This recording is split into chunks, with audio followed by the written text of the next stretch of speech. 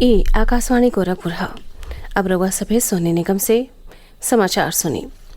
देश भर में 18 बरस से बेसी उम्र के सज्जो लोगिन बदे सरकारी केंद्रन में निःशुल्क कोविड टीकाकरण अभियान चलावल जा रहल हौ। आप लोगन से अपील हो कि कोविड रोधी टीका जरूर लगवाई। कोरोना महामारी के प्रति कोनो लापरवाही न बरती। जबले जरूरी न हो घर से बहरे न निकली और यह आसान उपायन का पालन करी। मास्क लगाई, 2 गज का सुरक्षित दूरी बना के रखें, बेर बेर हाथ धोई और चेहरा साफ रखें और टीका जरूर लगवाई। कोविड से संबंधित जानकारी और मार्गदर्शन बदे राष्ट्रीय हेल्पलाइन नंबर काम कर रहा हौ। एक नंबर हमें 011-2397-8046 और 1075। और अब समाचार। प्रधानमंत्री नरेंद्र मोदी कहले हमें कि भारत एक के दिन में 86 लाख से बेसी लोगन के कोविड टीका लगा के एगो महत्वपूर्ण उपलब्धि हासिल कैले हवे। आकाशवाणी से मन की बात कार्यक्रम में श्री मोदी बतौले कि ये उपलब्धि 21 जून के हासिल भइल। 21 जून को वैक्सीन अभियान के अगले चरण की शुरुआत हुई और उसी दिन देश ने 86 लाख से ज्यादा लोगों को मुफ्त वैक्सीन लगाने का रिकॉर्ड भी बना दिया, और वो भी एक दिन में। इतनी बड़ी संख्या में भारत सरकार की तरफ से मुफ्त वैक्सीनेशन, और वो भी एक दिन में, स्वाभाविक है इसकी चर्चा भी खूब हुई है। श्री मोदी कहले कि हर मनई वैक्सीन पहुंचावले का कोशिश जारी रहे के चाहिए। देश में कई जगह पर कोविड वैक्सीन बदे हिचकिचाहट खत्म करे खातिर कई गो संगठन बढ़िया काम कर रहा हमें। प्रधानमंत्री कहले कि महामारी के दौरान गांव वालन और वनवासी लोग अपन क्षमता और सूझबूझ का परिचय दिले। वो एक दिन दुनिया भर में केस स्टडी का विषय बन जाई।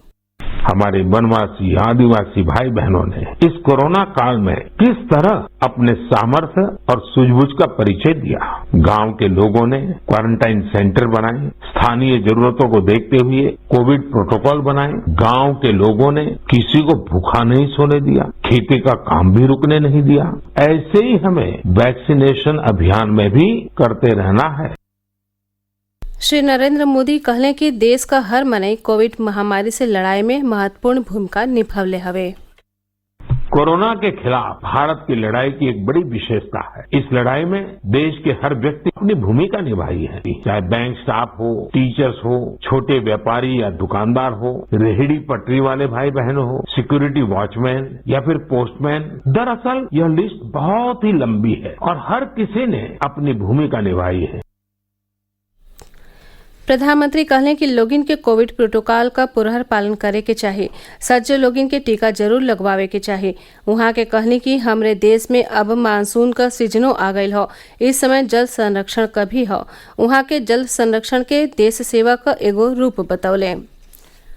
राष्ट्रपति रामनाथ कोविंद देशवासियों से कोरोना के वैक्सीन लेवे और दूसरहू लोगिन के एह बदे प्रेरित कैले का अपील कैले हमें।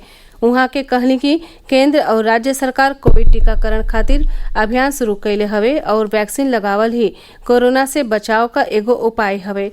श्री कोविंद आज प्रदेश में कानपुर देहात जिला में अपने जन्म स्थान परौख में एगो समारोह में ये बात कहनी। उहाँ के राज्य के 5 दिन के दौरा पर हैं। राष्ट्रपति कहले कि उहाँ के ई कल्पनो नाही कैले रहनी कि उनकरे जैसन ग्रामीण परिवेश का साधारण सा लइका सर्वोच्च संवैधानिक पद पर पहुंच सकेला। बाकी लोकतंत्र के नाते ई संभव भइल हवे। वहाँ के कहने की एगो विशेष रेलगाड़ी में दिल्ली से कानपुर के यात्रा के क्रम में उन्हें रेलवे के विकास का झलक मिलल। कार्यक्रम में राज्यपाल आनंदीबेन पटेल और मुख्यमंत्री योगी आदित्यनाथ मौजूद रहले।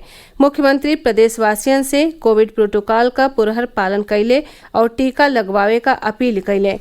वहाँ के घोषणा कैली कि कानपुर देहात जिला में एगो चिकित्सा महाविद्यालय का स्थापना कैल जाए और परौख गांव में डॉक्टर भीमराव आम्बेडकर का संगमरमर का मूर्ति लगावल जाए। देश में पिछला 24 घंटा में 64,25,000 से बेसी कोविड टीका लगावल गई। अबले 32 करोड़ 17 लाख से बेसी टीका लगावल जा चुकल हवे। स्वास्थ्य मंत्रालय के बयान में बतावल गईल बाटे कि पिछला 24 घंटा में 50,040 लोगन में कोरोना संक्रमण का पुष्टि भइल। देश में कोविड मरीजन का संख्या घट के 5,86,403 रह गईल हो। पिछला 24 घंटा में 57,944 मरीज कोविड से ठीक भइले। पिछला 24 घंटा में 1,258 लोगन का मौत भइल। ई समाचार बुलेटिन हमरे YouTube channel AIR news Gorakhpur और ट्विटर हैंडल AIR न्यूज_GKP पर उपलब्ध बाटे। एकरे साथ ही ई समाचार बुलेटिन पूरा भइल। नमस्कार।